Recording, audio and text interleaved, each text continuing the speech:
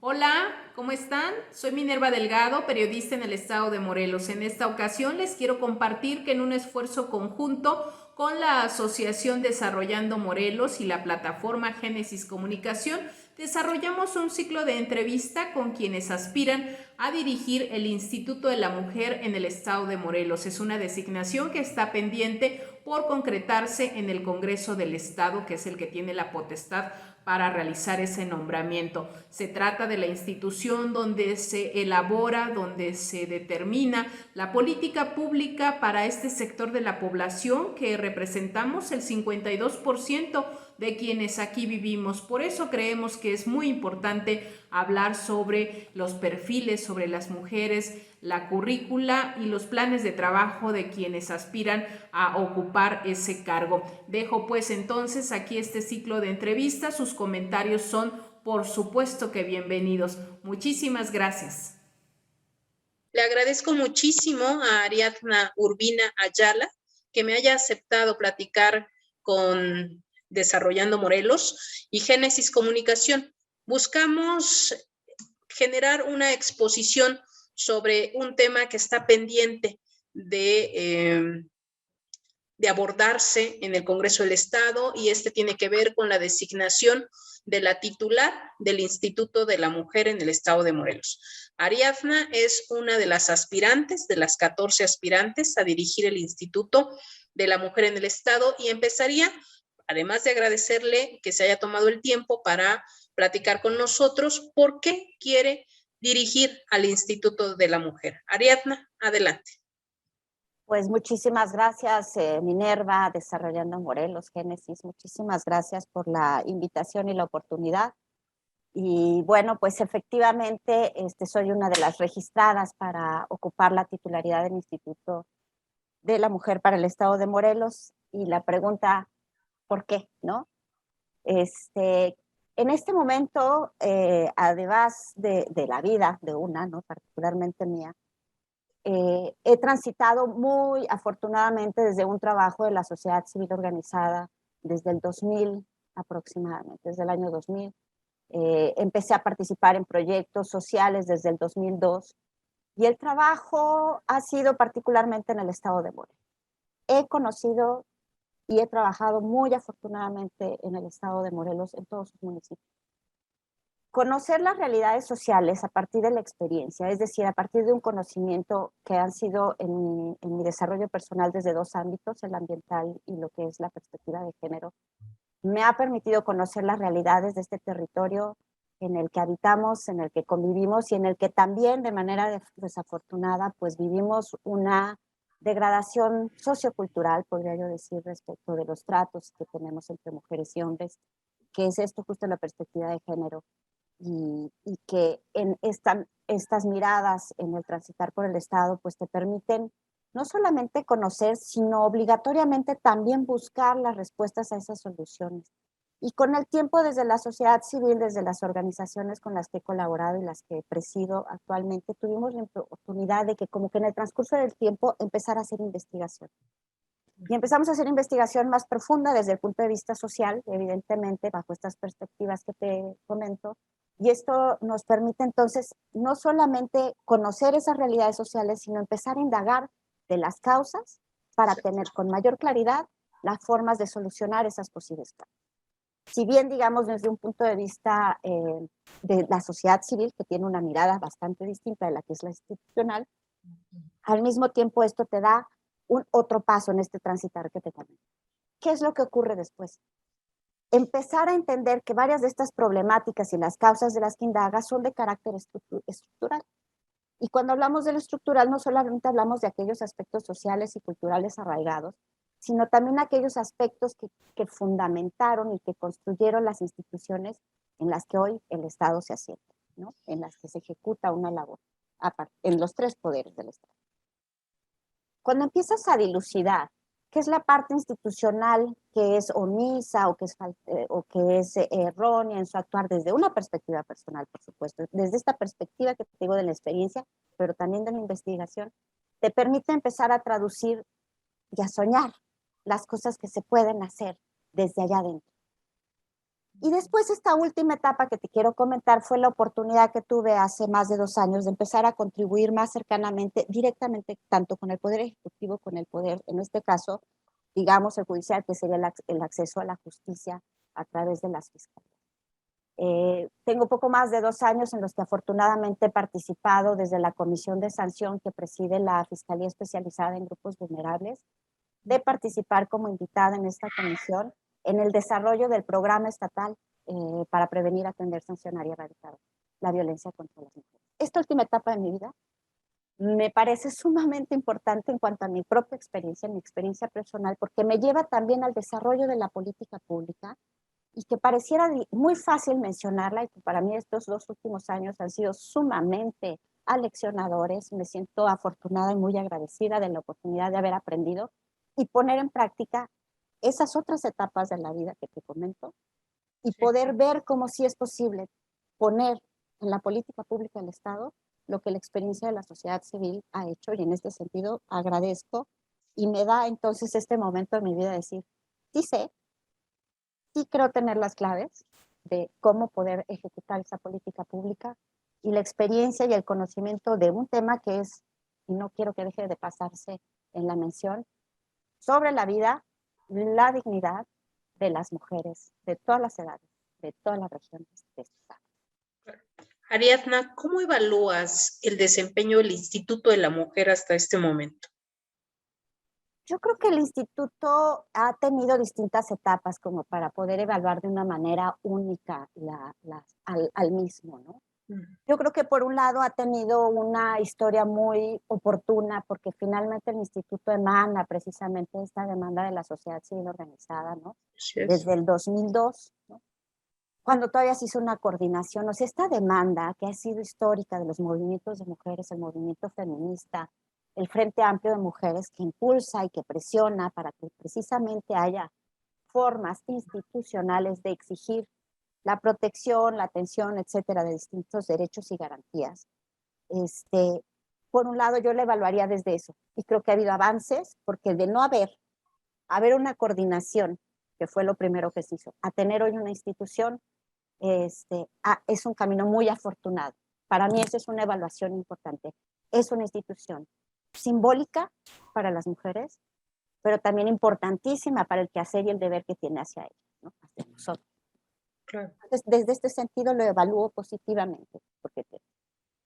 En cuanto a la ejecución de sus responsabilidades, me parece que es complejo porque esta también se ha modificado en el tiempo. Es decir, lo que regía en un momento a la coordinación no es lo mismo que ocurre hasta el 2012, que es cuando cuando se publica la primera ley del instituto. Y después tenemos en el 2018 que hay una nueva ley para esta nueva situación en la que se encuentra, que es el organismo autónomo.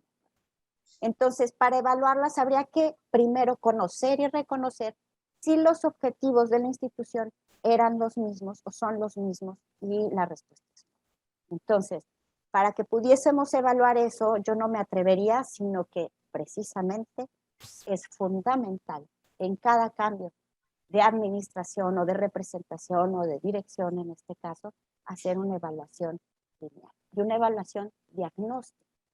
Justamente tu pregunta. No solamente ver cómo fue este último periodo de 4 años, 3 años y fracción, sino ese comparativamente con el anterior, con otros objetivos, y luego comparativamente con lo anterior, para poder tener una evaluación objetiva y fundamental, ¿no?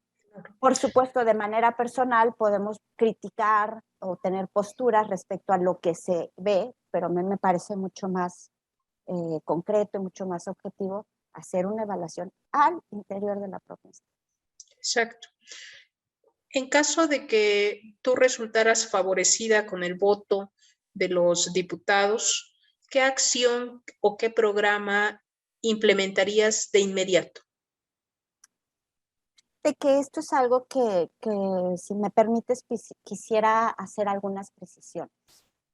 La primera es que toda institución, al inicio de su trabajo, de su gestión, tiene que alinearse, porque ese es el término, con todo lo que tiene, ahora sí que digamos, arriba, Claro. Es decir, al inicio de toda gestión se tiene que elaborar el plan de trabajo de la institución como tal.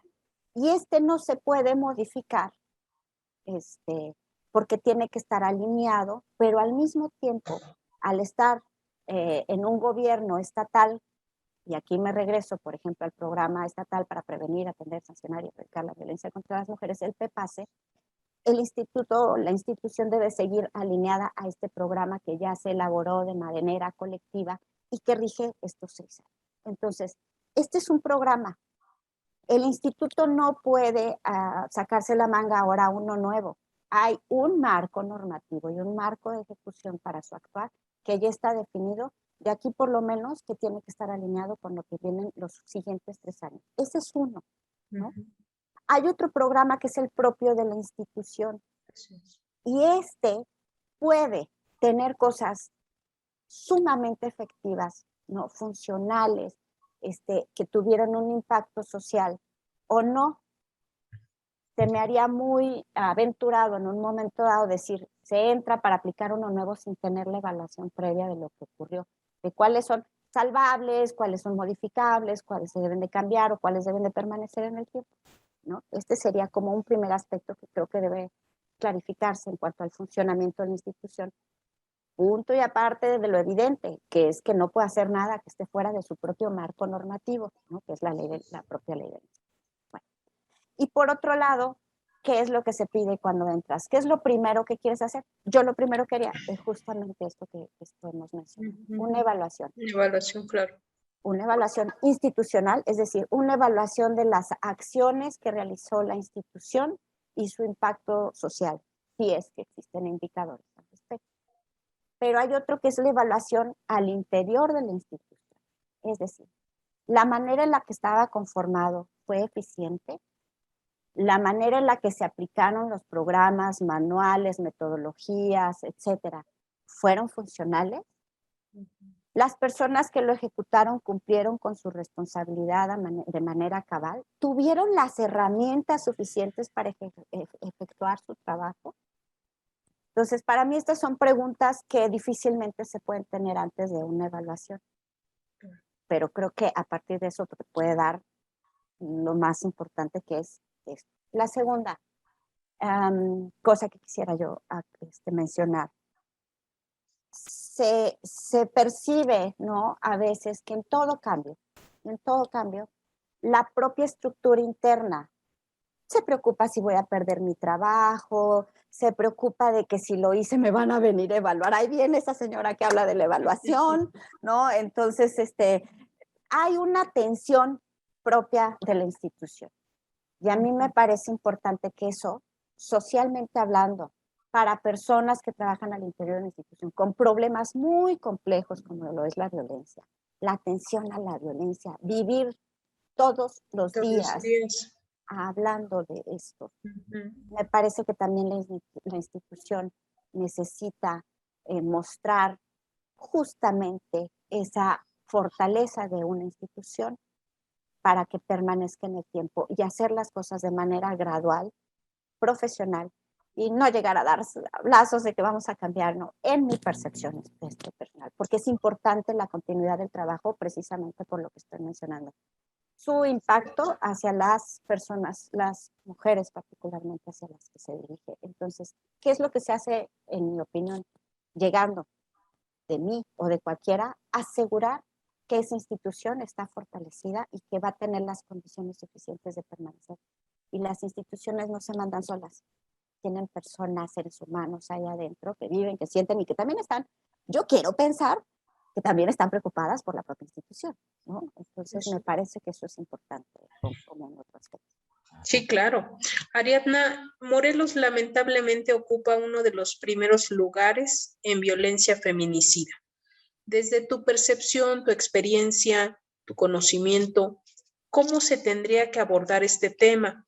Una entrevistada anterior nos decía que cuando ocurre un nuevo feminicidio, inmediatamente se voltea a ver al Instituto de la Mujer y se le pretende responsabilizar porque algo no está haciéndose bien quizá desde ese lugar.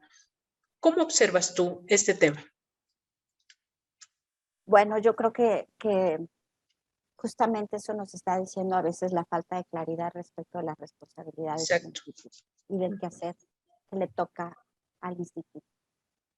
En mi experiencia, yo nuevamente, a mí me da por dividir en secciones, ¿verdad? No.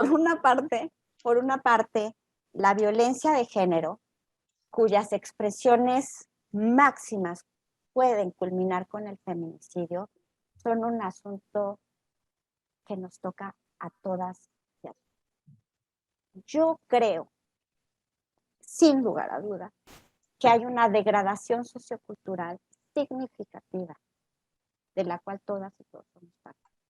Irresponsables. Irresponsables, total y absolutamente. Es imposible, y lo he dicho y lo digo con total, lo sostengo, ¿no? El Estado está rebasado. Y les voy a decir por qué el Estado está rebasado. Porque el Estado tampoco puede tener ojos en cada vivienda, en cada cuadra y en cada colonia, pero nosotras y nosotros. Todas y todos vemos que si el vecino, que si mi amigo, que si mi compadre, y aquí donde personalmente quiero dirigirme a los hombres, que es a quienes menos se ha dirigido las campañas. Todas las campañas están dirigidas a nosotras, de que cuídate, prepárate, defiéndete, empodérate, denuncia, pero yo todavía, bueno, apenas el gobierno del Estado empezó con campañas dirigidas a los hombres, entonces es una corresponsabilidad social, número uno. Cuando hablamos de qué ocurre un feminicidio, hay una corresponsabilidad social. Por supuesto que dentro de la propia ley de acceso de las mujeres, la Ley General de Acceso de las Mujeres a una vida libre de violencia, de la cual se homologa con la ley estatal, nos dice también que es un crimen de Estado. ¿Y por qué se menciona que es un crimen de Estado? Lo dice claramente la ley.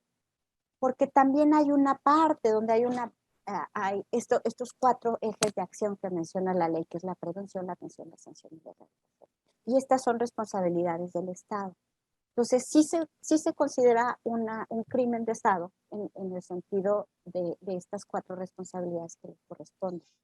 Pero yo no quiero omitir esta primera que estábamos mencionando, que respecta a lo social, a nuestra cultura, a la forma en la que educamos a nuestros hijos y a nuestras hijas.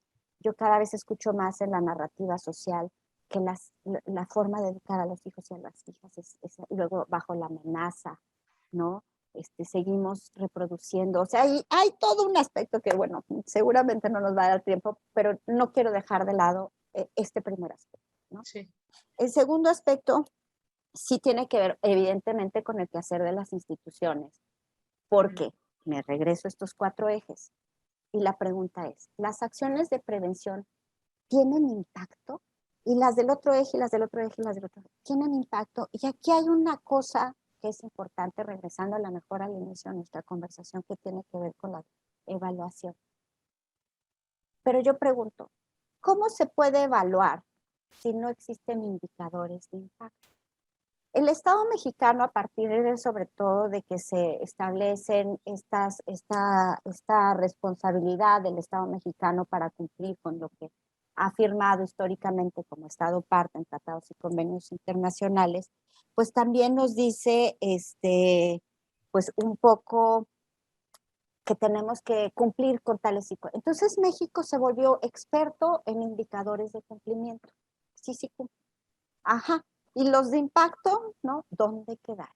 Y creo que es en donde menos hemos trabajado de manera institucional, digamos, ¿no? Donde menos también hemos exigido, porque también tanto aprende el Estado como aprendemos la sociedad civil organizada, ¿no? Nos da pautas estos tratados, estas leyes, por dónde seguir. Y entonces, a veces nos está faltando esta capacidad de evaluar, porque no evaluamos allá afuera. O sea, yo hice una acción. ¿Cómo sé que tuvo impacto allá? ¿Qué impacto tuvo? Claro. En cambio, solamente podemos medir a partir de las denuncias de hechos ocurridos, y en este caso hechos o delitos de los que son de género. Entonces, bueno, ciertamente yo podría decir, es evidente, como cualquiera pensaríamos, que el incremento de los feminicidios pues es resultado de una omisión de las acciones del Estado, digamos, ¿no? Y de manera general podríamos decir, así es, pero yo me regreso.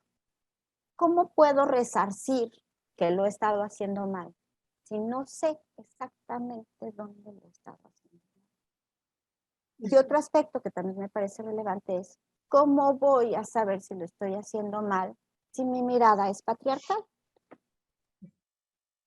Sí, quienes al día de hoy siguen siendo las personas responsables del diseño, ejecución, evaluación y planeación de las acciones, una persona que, aunque hoy por hoy todas y todos hablamos de género, eso no nos asegura que sabemos de qué estamos hablando desde las instituciones. Entonces, sí, creo que lo que sigue faltando en las instituciones tal vez no sean necesariamente las acciones hacia afuera, sino las acciones que se han carecido hacer hacia adentro. No sirve de nada hacer todos los días una nueva opción y hoy se me ocurrió esto y hoy me ponemos el moño de este color y mañana lo ponemos de otro color. Sí, quien hace los moños, ¿no? Dice, y todas vayan de falda, ¿no? Bueno, entonces yo creo que ahí nunca vamos a poder avanzar, ¿no? Si seguimos haciendo el póster de señorita Miss Universo, pues es que, pues, ¿no? Es que son usos y costumbres, y no, ningún uso y costumbre puede estar encima de ningún derecho humano, punto, ¿no? Entonces, bueno, voy otra vez por otro lado, me regreso. Es importante, número uno, asegurar que al interior de las instituciones o de los tres poderes, ejecutivo, legislativo y judicial, las personas que se dedican a hacer estas responsabilidades tan fundamentales dirigidas a una vida libre de violencia para las mujeres, sepan de qué están hablando. Exacto. Y es en todos los niveles, porque por supuesto, cuando tú ves en VIPE, la encuesta nacional de victimización, y ves el porcentaje de aquellos delitos de género que llegaron a sentencia, pues lloras, ¿no? Lloras amargamente. Entonces hay una responsabilidad compartida desde la sociedad o desde lo sociocultural que compartimos, y hay una responsabilidad que requiere muchos otros pasos que hacer un señalamiento tal vez gratuito, que a veces sí se antoja, porque uno se enoja cuando lee las notas y ves todo, y dices, sí, me molesta y echamos la culpa. Pero creo que el problema, al ser histórico, y al tener aristas subjetivas, como lo puede ser la violencia simbólica, esa que no vemos, esa que leemos una ley o leemos un programa o un proyecto y suena bien, pero no alcanzamos a percibir que nos sigue invisibilizando como mujeres o que sigue teniendo una mirada patriarcal. Entonces, difícilmente se va a poder avanzar. Por muy buena voluntad que tenga, a lo mejor quien dirige, ¿no? Que está allá arriba. Seguimos en estructuras totalmente piramidales, donde a veces la comunicación entre quien manda a quien va a campo y ejecuta es distante. Entonces, bueno, creo que va por ahí, pero ya me extendí. No, la verdad es que estoy muy complacida de platicar contigo, Ariadna, sobre este tema. Y bueno, pues ya para cerrar nuestra plática, yo quisiera preguntarte qué esperas de la designación que, como hemos dicho, está pendiente en el Congreso del Estado. Hay 14 aspirantes a dirigir el Instituto de la Mujer. Hasta este momento, a casi 2 meses de que entró en funciones la nueva legislatura, todavía no se toma una decisión. ¿Quieres hacer algún comentario sobre el tema? Y con ello cerraríamos esta plática. Sí, por supuesto, claro, sí es todo un tema solamente hablar de la designación. Al inicio de este proceso, ¿no? Donde se hace la convocatoria para el registro, a mí la verdad me da un brinco de emoción, porque para mí fue un proceso de participación ciudadana de las mujeres. El de repente ver que todas nos inscribimos, que estábamos poniendo ahí, que estaba esto en el diálogo público, en una efervescencia, y vamos a hacer el frente, y que vamos a hacer esto. O sea, a mí me dio emoción, y todavía la quiero conservar, respecto de un proceso. ¿Cómo sí se puede transformar la participación ciudadana de las mujeres para elegir nuestros espacios para nosotras? Entonces, eso de entrada lo celebro y lo celebro ampliamente porque también ahí estamos viendo hoy por hoy algo maravilloso que es el pensamiento y la teoría feminista debatiéndose también. Y eso en verdad que lo celebro, porque yo soy feminista. Entonces, bueno, este es algo muy... ¿Qué pasa con el tiempo? Pues vemos de repente como una cierta confusión que se provoca el alargamiento de los tiempos, Sí. el debate público desafortunadamente se empieza a ensuciar porque no deja que sea un debate para las mujeres y se convierte en un debate de lo político y de los espacios políticos que no necesariamente eran los espacios que queríamos nosotras las mujeres que se pusieran ahí en ese diálogo.